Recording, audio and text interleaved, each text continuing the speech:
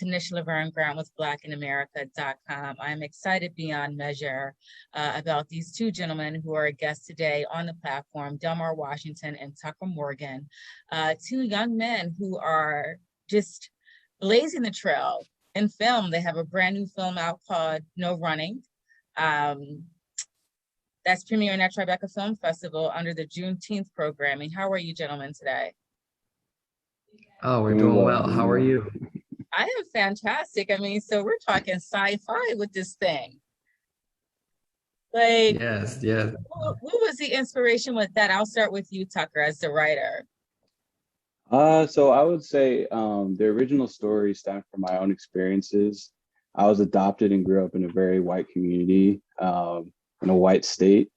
And so I tried to tell a story based on through my lens. And originally creating this concept, I was thinking about scenarios in my past that could have gone awry. And in this case, it was if I was at a party and left the party with a girl. We have a little bit of a delay. Disappeared under mysterious circumstances. Oh, can you hear me? I can hear you now. I don't know what's wrong. I've been working all morning. Now my connection is unstable, but keep going. I can edit. It's fine. So we're just talking about the impetus of you going the sci-fi direction, pulling from your own life experiences. Yeah. So starting with that scenario, I'm a sci-fi nerd, and at the time I was reading this New York Times article about what percentage of the U.S. believes in the existence of aliens. And then I combined that with, after seeing the movie Get Out by Jordan Peele, and how he injected that film with social commentary, tackled racism, etc. I sort of put that all together, and that turned into No Running. I thoroughly enjoyed it. It kept me at the edge of my seat. I felt my heart just, exploding, take to take. Delmar, how did you get attached to this? Like, what made you want to come on as a director? And this is your first full-length feature. Like, this is huge. And premiering at Tribeca Film Festival under Juneteenth. I mean, wow, this is amazing, guys. Delmar, can you hear me? Oh, no. Delmar, Tucker, I'm just going to continue on with you. I don't know what happened with Delmar, but just in terms of like bringing Delmar on board, first-time director, like how did that come to be? So before I met him, I actually watched a short film of his that was sci-fi, and I was like totally into it and completely sold just based off of that. And then when I first met him, we completely hit it off, and I felt like we were passionate about similar things in regards to social commentary with a story like this. And Delmar, you're back, so maybe you want to add to that. Yeah, sorry. It's okay. It's virtual. Yeah, right. Like we are doing our best. Good. Yeah, it is all good. But I mean, honestly, it's so many things to be thankful for. Like you mentioned, it's so many levels to just to say thank you, Lord. You know what I'm saying? Thank you, God, for these great opportunities. Yeah. But I feel so blessed to be able to have worked on a film like this. I mean, my journey began where I was coming off of a short film that I just shot called Worlds from Home. And it's also a sci-fi film, but it's dealing with father and son relationship. Oh, no, I want to hear more about the father. They saw my film and they reached out immediately and they said, Delmar, we have 3 films that we think you'll be. Oh, great. And so the producer said, hey, man, we got 3 films, that we think you'll be great to direct. And I read all 3. And when I came across No Running, it was great. I felt like Tucker did a great job integrating fact and fiction. And unfortunately, where we are in today's society, living in America, especially as a Black male and as a person of color, so you could probably relate, we're dealing with a lot with the police brutality and the social and the racial injustice, and it has an impact on us. It has an impact on me. So when I read this film, it felt personal. You know, I'm a father of a 16-year-old boy, and you know, in the film, there's a lead character, 16-year-old Jaylen Brown, and as he's trying to. I don't want to give the movie away, but you know, one of the early shots where the main character is, you know, cleaning up in the shop, and he hears something, you know, and I'm just like, oh my God, this is too early in the movie. I can't. But, you know, it just speaks to the fact that we're just so accustomed to, you know, this level of Black pain in cinema that whenever a Black movie comes on the screen, we're already clenched, or at least I am, you know, as a film journalist. I'm already mentally and emotionally preparing myself, you know, for Black pain, you know. And so when it was a joke, it was like, okay, but it was a slow walk buildup, kind of letting us know that we did have to prepare, you know, for some, you know, racial injustice in this film. You know, just talking about some of those like master shots, Delmar, can you hear me? Are you still there? Yeah.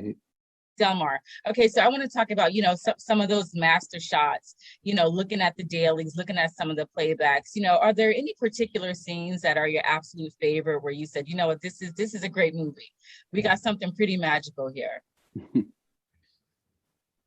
Yeah, you know, I really enjoyed, to be honest, I really enjoyed the whole process of making this film from the beginning to the very end, all the challenges and things of that nature. You know, if I was to say that there was a particular scene, I would say that the scene where you see Oh no, Delmar, you Jaylen got to being repeat that. interrogated I'm by sorry, the Delmar. There was a delay. I okay. know you got Yeah. you got to repeat the scene. So, what was the scene? Sure. If there was a particular scene, like I was saying, I don't know if you got the earlier conversation, but I felt like the whole film is a, you know, is one of, you know, my favorite thing. But if there was a particular scene, I would say it's the scene where Jaylen is being interrogated by Shane West, who plays the conflicted white police officer. Yeah. And the reason why that's my favorite scene is because you see this young Black boy trying to prove his innocence and talking about creatures. And you're like, what? Creatures? It sounds so bizarre. You know what I mean?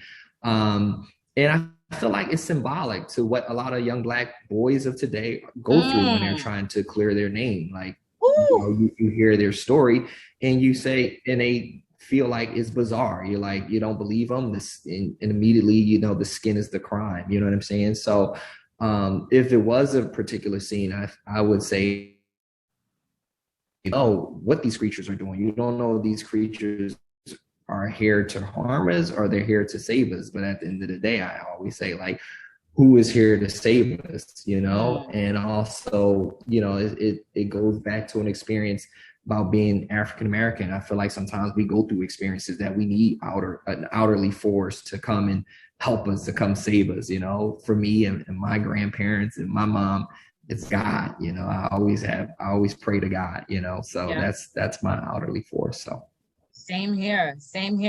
What about you, Tucker? Is there a scene in the film that resonates with you in a powerful way, in a very visceral way?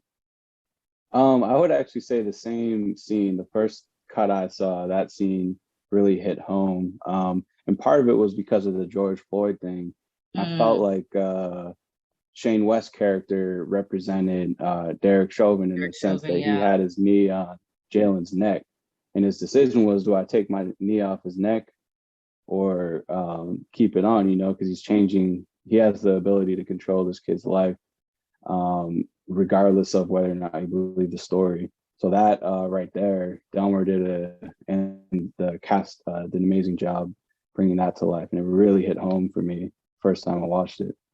Yeah, what I liked about the film is you could not tell what decade you were in, what year it was. You know, it could have been any year.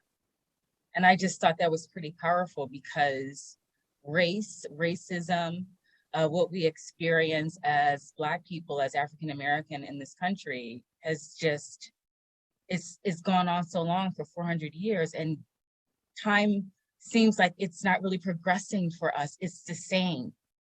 It's the same. And I just thought the way it was shot, the weight and texture, the color, the composition, I thought everything was just so brilliant, like so well done with this film.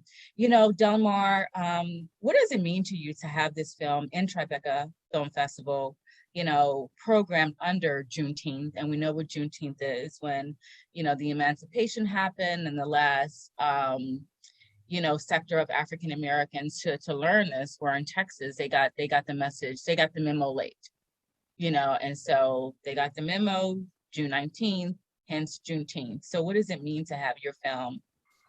Tucker, too, you can tune in or jump in whenever you feel like it. But, you know, what does it mean for you, Delmar, to have this film in Tribeca, you know, under Juneteenth programming?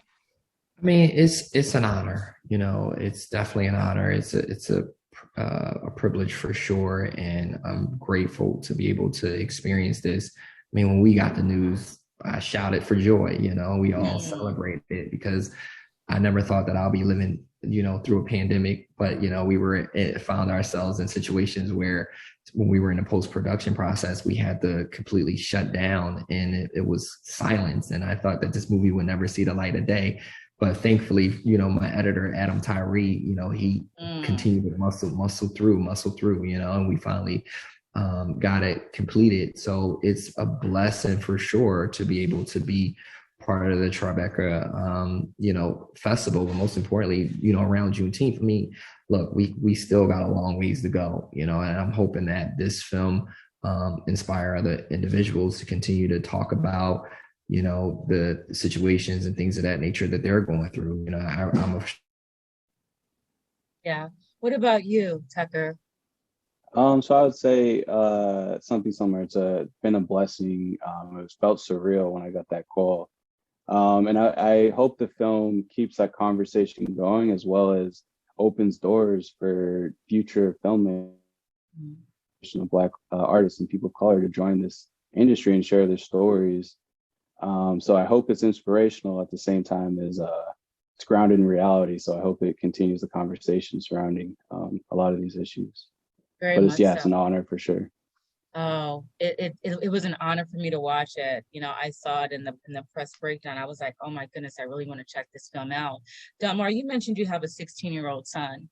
You know, how is your 16-year-old son, you know, processing and reconciling, you know, everything that's happening in the culture, and the fact that his dad has this film out that is really speaking to police brutality, and, you know, what the correction that needs to happen, you know, with that? Yeah, it's a lot, you know, it's a lot, unfortunately, but it's conversations that we have to have, you know what I mean? He has to understand, you know, the way you grow up, people will look at you like the skin is the crime, you know, and they may not give you a fair opportunity as they would, you know, give some of your white friends, unfortunately, you know what I mean? So you have to, I don't want to necessarily say hyper aware, but you definitely have to be aware of your surroundings and the situations, you know, especially if you ever, you know, if he's learning how to drive and things of that nature, especially if he ever get pulled over and, you know, what to do and stuff like that. So we're having these conversations because it's unfortunately what we are today. And hopefully we can move forward, you know, in the future. Yeah, I understand. I have a 17-year-old nephew, so I so totally get it. You know, Tucker, as we wrap up this interview, yeah, I know we're at the end already. I can't believe it. I'm having such a great time talking to you both. You know, but as we wrap up this interview, you know, what would you like to say, you know, to the audience? You know, what would you like them to take away from No Running? I want you to both be inspired, and I also want you to understand that this is a everyday reality for people of color. So though it's a sci-fi film, this is something that we deal with every day. So keep this conversation going. Talk to your brothers and sisters, support each other. But I hope you're still hopeful, and I hope everyone understands, especially young Black men, that their voices matter. and that they're valued by the community. I love that. Gentlemen, congratulations again. Thank you so much. You guys, you have to tune in to Tribeca Film Festival. You can see no running. Purchase your tickets and support Black creatives, support Black cinema. Again, Tanisha Laverne Grant, blackinamerica.com. Thank you, guys.